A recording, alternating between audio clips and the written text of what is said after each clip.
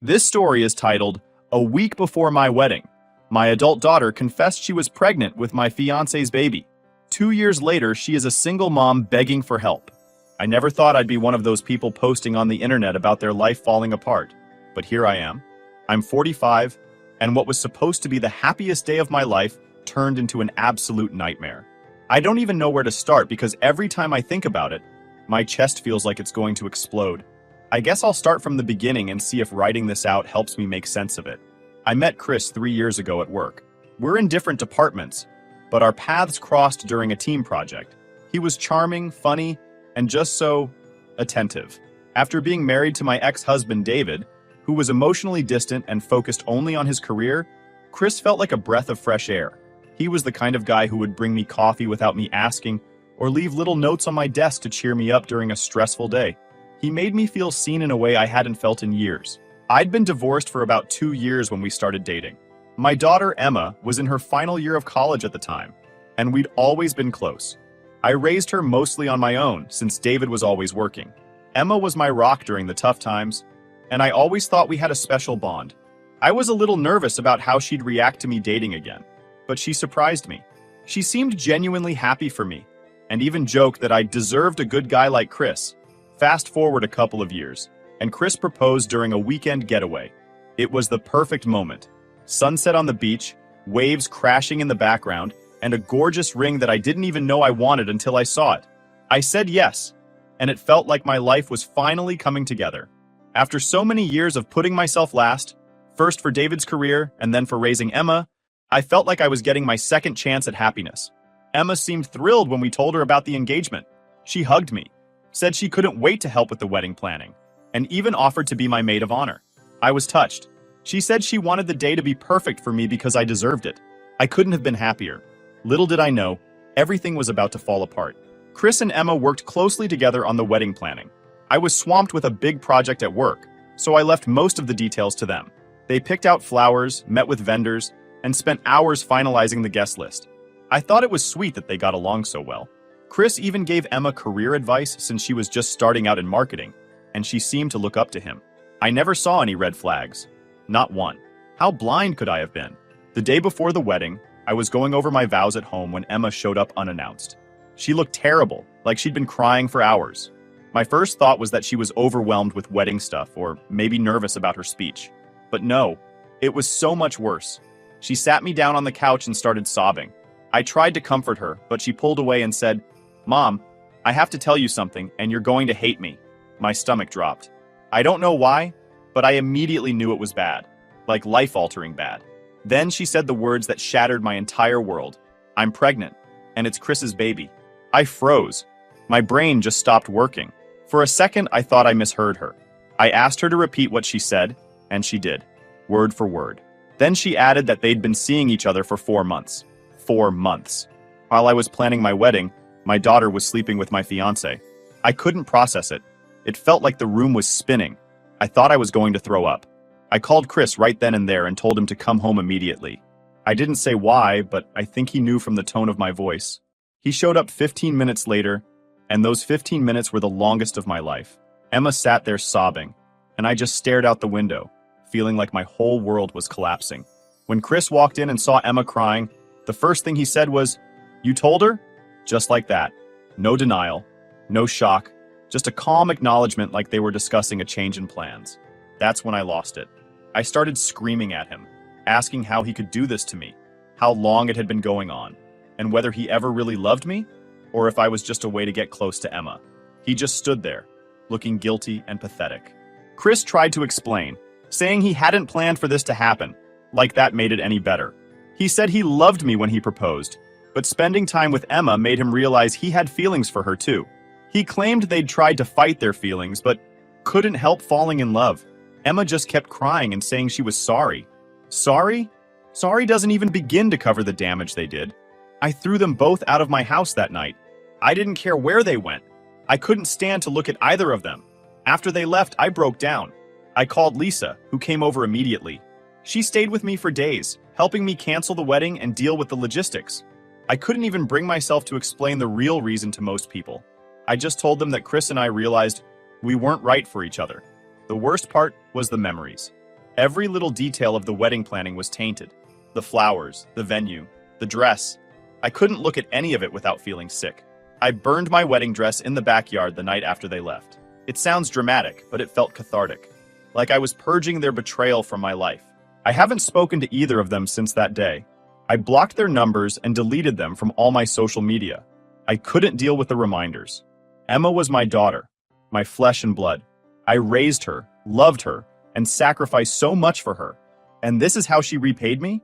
As for Chris, I thought he was the love of my life, but he turned out to be the worst mistake I ever made. Right now, I'm just trying to pick up the pieces of my life and figure out how to move forward. It's hard though. Everywhere I turn, there's something that reminds me of them. I can't even go into my living room without picturing Emma sitting there, crying and confessing. I don't know if I'll ever be able to forgive them. Part of me doesn't want to. They destroyed everything I held dear, and I don't know if I'll ever be the same again. Anyway, thanks for reading if you've made it this far. I just needed to get this off my chest. Maybe writing it all out will help me figure out what to do next, because honestly, I feel completely lost. It's been a couple of weeks since everything fell apart, and I'm still struggling to wrap my head around it. Life doesn't feel real anymore. It's like I'm stuck in this limbo, where every day I wake up hoping it's all just been a horrible dream, but then the reality hits me like a freight train. Chris and Emma's betrayal is all I can think about. I can barely eat or sleep, and when I do, it's nightmares. I don't know how I'm supposed to move on from this. Canceling the wedding was a nightmare in itself. Do you know how embarrassing it is to have to call dozens of people and tell them the wedding is off without giving them the full story? I just couldn't bring myself to explain why, so I kept it vague. Chris and I realized we weren't right for each other, I told them. The pity in their voices was unbearable, and the whispers behind my back are even worse. I know people are gossiping. Some of my coworkers keep giving me these weird, sympathetic looks, and I overheard one of them speculating about what happened. It's humiliating. On top of that, the financial burden of canceling everything has been overwhelming. The venue refused to refund the deposit because it was such short notice. That's $15,000 gone. The caterers, the photographer, the florist, all of them are only willing to refund a fraction of what I paid. I even tried contacting Chris to see if he would help cover some of the costs, since he's equally responsible for this mess. But I couldn't bring myself to unblock him. Besides, I know he'd probably try to spin it like he was doing me a favor. No thanks. Lisa, my best friend, has been my lifeline through all of this. She's been staying with me on and off, helping me sort through the wreckage. She's the one who called some of the vendors and dealt with their attitudes when I couldn't. I'm not sure what I'd do without her.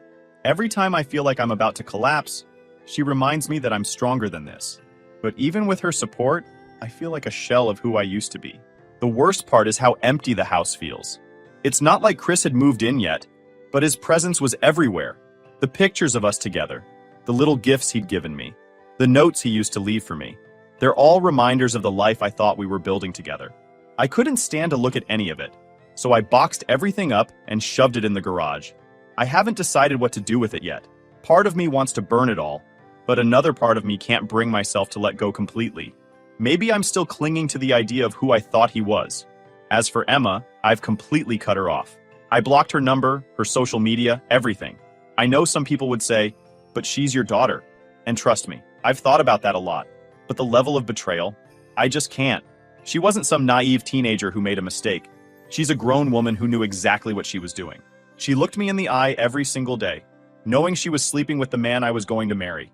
That kind of betrayal isn't something you can just forgive and forget. Emma's tried to contact me, though. She's left voicemails, sent emails, even showed up at my door once. I didn't answer. I couldn't. The last thing she said before I slammed the door was, "Mom, I need you." Need me? After what she did? It's almost laughable. She didn't need me when she was sneaking around with Chris. She didn't need me when she was destroying my life. Now, because her world is falling apart, I'm supposed to drop everything and help her? I don't think so. And then there's the baby shower invitation. Oh, that was the cherry on top of this whole disaster. It was from Sarah, Chris's sister. She was supposed to be one of my bridesmaids. So when I saw the pink envelope with her handwriting, I thought maybe it was some sort of apology or kind words. Nope. It was an invitation to a baby shower for Emma. The audacity to invite me, calling me the grandmother-to-be, made my blood boil. The nerve of these people to think I'd want to celebrate the product of their betrayal. I called Sarah immediately. I wasn't going to let this slide. I asked her if she had lost her mind. She just kept saying things like, "But it's your grandchild, and family should stick together." Family? The word feels meaningless now. How is it sticking together when two people I trusted the most ripped my life apart? She even had the nerve to say, "True love doesn't follow rules." At that point, I just hung up. There was no reasoning with her. It doesn't stop there, though. David, my ex-husband, decided to weigh in too. Apparently, Emma went crying to him about how mean I was being. And of course, he had to chime in with his unsolicited opinions. This is the same man who was so emotionally absent during our marriage that Emma barely remembers him being around. And now he wants to lecture me about parenting? He had the audacity to say, "If you'd been more present, maybe she wouldn't have these issues." I reminded him that he chose his career over his family for 2 decades, and that he had no right to judge my parenting. That shut him up pretty quickly. Work has been brutal too. Chris works on the same floor, and even though I requested to be moved to another department, I still see him in passing sometimes. The first time it happened, I thought I was going to throw up. He just gave me this awkward nod, like we were acquaintances or something. How does he act like nothing happened? It makes my skin crawl. The whispers from coworkers don't help either. Everyone knows something happened. They just don't know what. I can feel the judgment every time I walk into the break room. I've been trying to focus on work to distract myself, but it's hard. My concentration is shot, and I find myself zoning out constantly. I've even started taking walks during my lunch break just to avoid running into Chris or anyone else who might ask questions. The solitude helps a little, but it's not enough to keep the intrusive thoughts at bay. Right now, I don't know what the future holds. I've thought about moving, selling the house and starting fresh somewhere new, but I've lived here for so long that the thought of leaving feels overwhelming. Plus, it's not just the house, it's the memories. This was supposed to be the place where I started my new life with Chris.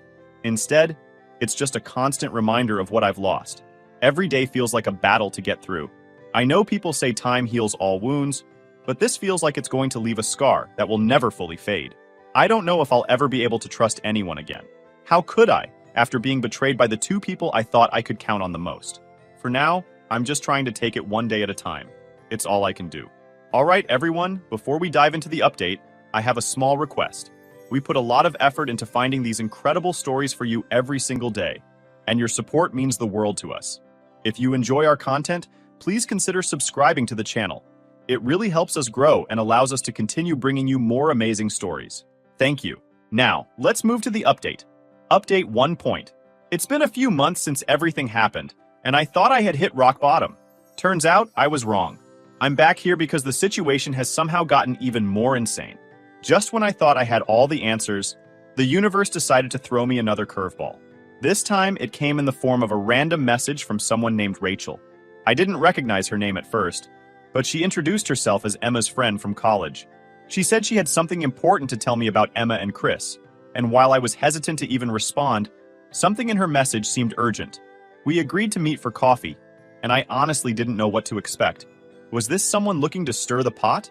Or was it legit? Rachel looked nervous when we sat down, and her first words were, "I've been debating whether to tell you this for months." My heart started racing because, after everything I've been through, I didn't think I could handle more drama. But what she told me completely blindsided me. Rachel revealed that Emma had been dating someone else, Alex, before she started seeing Chris. Apparently, they'd been together for about 6 months, and Emma suspected she was pregnant with Alex's baby even before Chris was in the picture. My stomach dropped. Rachel then showed me screenshots of text conversations between her and Emma. In those messages, Emma admitted that she'd calculated the dates and knew the baby couldn't possibly be Chris's. But instead of coming clean, she saw an opportunity. Emma told Rachel she had started feeling something for Chris during the wedding planning and thought he would be a better provider than Alex, who was struggling with his career. She confessed to deliberately getting closer to Chris, knowing he was attracted to her. Reading those messages made me feel like I was in an alternate universe. My daughter, who I thought was naive and caught up in a mistake, had actually calculated every step of this betrayal. It got worse. Emma had apparently used the pregnancy as a way to secure Chris, thinking he'd leave me for her, and they'd build this perfect little family together. She never intended for me to find out before the wedding. Her plan was to keep up the facade until she could announce the pregnancy as Chris's after the fact. But when the guilt became too much for her to bear, she confessed, likely because the timing of the baby would eventually expose her lie. After hearing all of this, I didn't know whether to laugh, cry, or scream. Rachel seemed genuinely torn about telling me, but she said she felt like I deserved to know the truth. She had debated telling Chris herself, but was worried about the backlash. I thanked her for coming forward and left the cafe feeling completely numb. I didn't even know how to process this new information.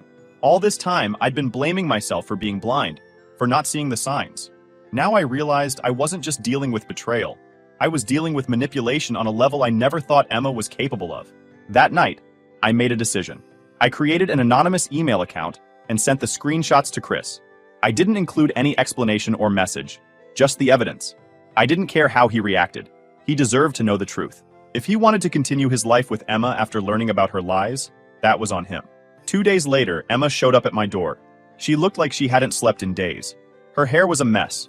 Her eyes were swollen, and she was visibly shaking. She asked if she could come in, but I stood in the doorway, blocking her. She started crying immediately and said, "Chris knows everything. Did you tell him?" I didn't answer, but the look on her face told me she already knew the answer. She said Chris had confronted her about the baby's paternity and demanded a DNA test. When she refused to take one immediately, he packed his things and left their apartment. Apparently, he's staying with a friend now and won't even talk to her until the test is done. Emma kept saying she never wanted things to get this messy, that she really loved Chris and wanted to build a life with him. I could barely stand to listen to her. I asked her if she remembered the day she told me about her affair. I reminded her how she had stood in that exact same spot, crying and begging for forgiveness. I told her that she had destroyed my life and that karma had finally caught up with her. She tried to defend herself, saying she was scared and confused and didn't know what to do. But to me, those are just excuses. She had plenty of chances to come clean, and she chose to lie instead. Before she left, she asked if I could forgive her. She even tried to guilt me by saying, "I just want my mom back." I told her I wasn't ready to forgive her, and honestly, I didn't know if I ever would be. She left in tears, and for a moment, I felt a pang of guilt. But then I remembered everything she'd done, and that guilt disappeared. Later that week, I heard from Sarah, Chris's sister. She's usually so self-righteous, but this time she actually sounded worried. She told me that Chris had been drinking heavily since finding out the truth. Apparently, he's been spiraling, questioning everything about the relationship. She said he's not even sure if he wants to be involved with the baby, assuming it turns out to be his. I didn't know what to say. Part of me felt vindicated, but another part of me just felt sad. This entire situation is so messed up, and everyone involved is suffering because of Emma's lies. As for the paternity test, it's supposed to happen in the next few weeks. I'm not sure what the outcome will be, but at this point, I almost don't care. Whether the baby is Chris's or Alex's, it doesn't change the fact that Emma and Chris betrayed me in the worst possible way. Even if the baby isn't Chris's, I don't think I'll ever be able to look at my daughter the same way again.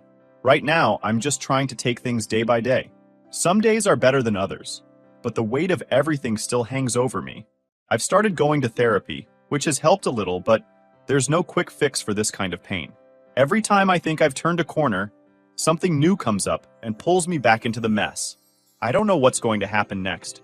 Maybe Chris will walk away for good, or maybe he'll stick around for the baby.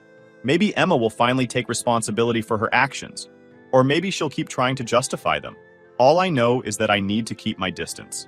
I've spent too much time and energy on their chaos, and I need to focus on myself for once.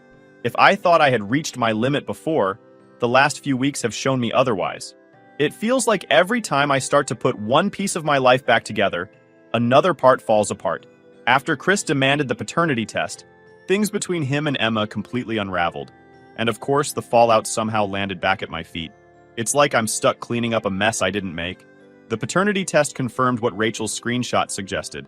Chris is not the father. The baby is Alex's. I wish I could say I was surprised, but honestly, at this point, nothing shocks me anymore. What did catch me off guard was how quickly everything fell apart for both Chris and Emma after the results came in. Chris completely broke down when he got the news. I didn't hear this from him directly, of course. I've kept him blocked and have no intention of ever speaking to him again. But Sarah, his sister, reached out to me, again, to share her concerns. She told me Chris left their apartment the same day he got the results and moved in with a mutual friend. Apparently, he's been drinking heavily and spiraling into depression. According to her, he started blaming himself for being blinded by love and is questioning every decision he's ever made. While part of me thinks he deserves to feel the consequences of his actions, another part of me feels a twinge of pity. He's finally experiencing a fraction of the betrayal and devastation I've been living with for months. As for Emma, the fallout has been even harsher. The paternity results set off a chain reaction in her life. Alex, the baby's biological father, was furious when he found out she had tried to pass off his child as someone else's. He demanded another DNA test to confirm the results, which only further humiliated Emma.